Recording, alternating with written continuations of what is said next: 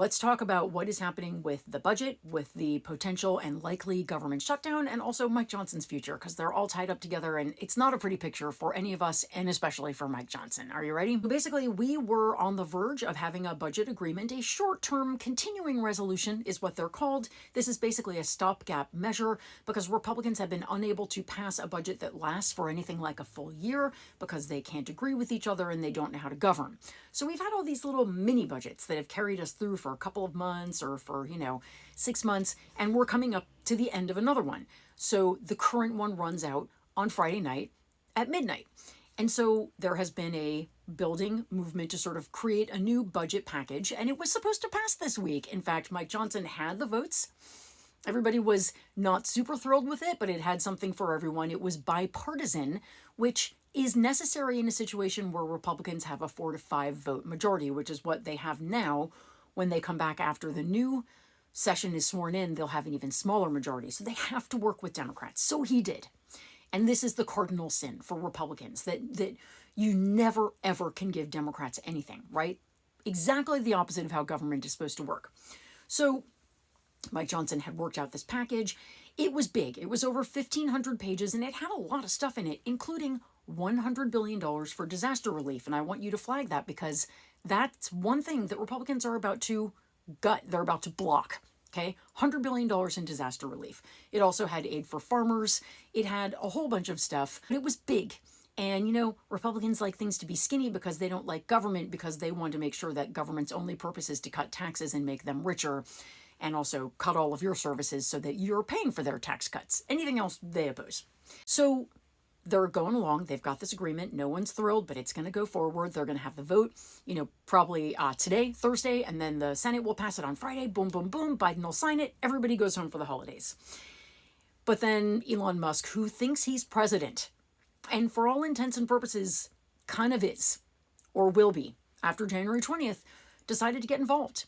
He got on X and he decided to start excoriating every single element of this package and saying it can't pass. It can't pass. Now, a lot of the stuff he said was actually false, and you can look up, there are several articles now debunking almost everything he said. So on top of everything else, he was just factually wrong.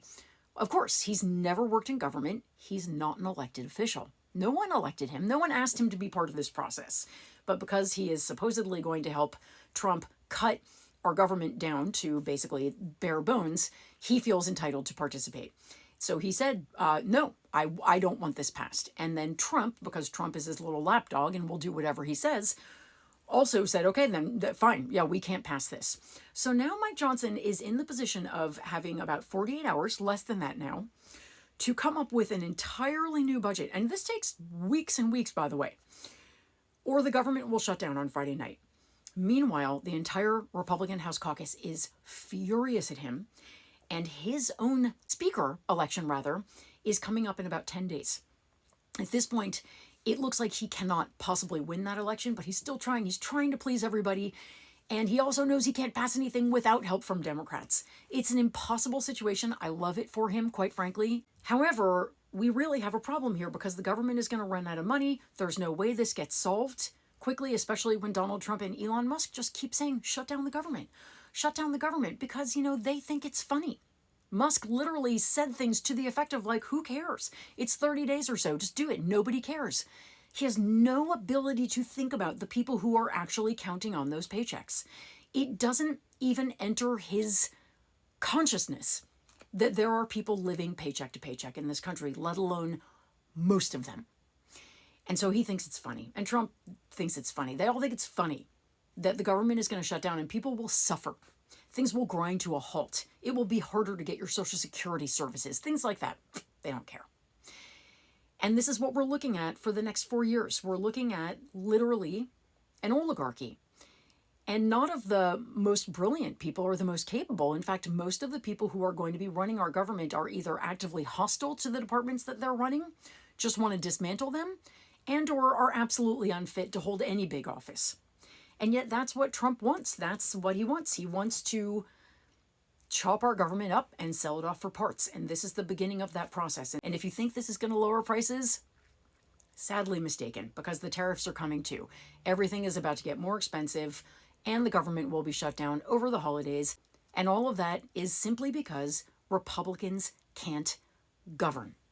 They don't want to govern because governing means involving themselves in the government, and they are opposed to the government as anything but a vehicle to get them richer. And the sooner we all get that through our heads, the better it's going to be. Final note, certain senators are now floating Elon Musk to be the next House Speaker. And yes, that is allowed. And again, it just goes to show that when Trump and the Republicans are in charge, billionaires are on deck to run our country into the ground for us and into their bank accounts for them. Ponder it, vote accordingly.